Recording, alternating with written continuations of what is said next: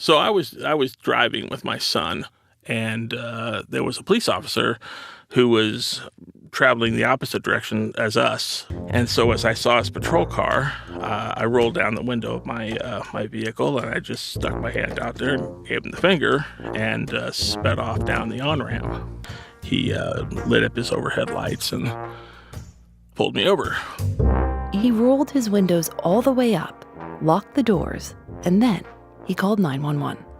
He told the dispatcher that he'd been unlawfully pulled over and that they needed to send a supervisor to the scene.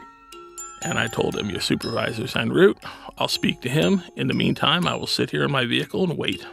The supervisor showed up, and after an hour and a half of discussion, Robert ended up with 2 tickets. One for having a tinted cover over his license plate, and another for changing lanes without using his blinker. Some have argued that police officers have a duty to shrug off insults. They are trained not to react to provocation. If I give a police officer the finger, or if anybody gives a police officer the finger, the police officer has a number of choices of response.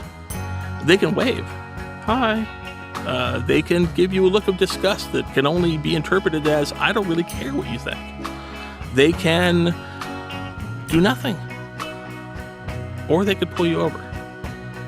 But the choice is theirs. I said, hey, and he turned and looked at me, and I gave him the finger, and he threw his car into gear and sped up to catch me and gives me the finger back and says, same to you, buddy. And I just laughed my ass off as I was driving away.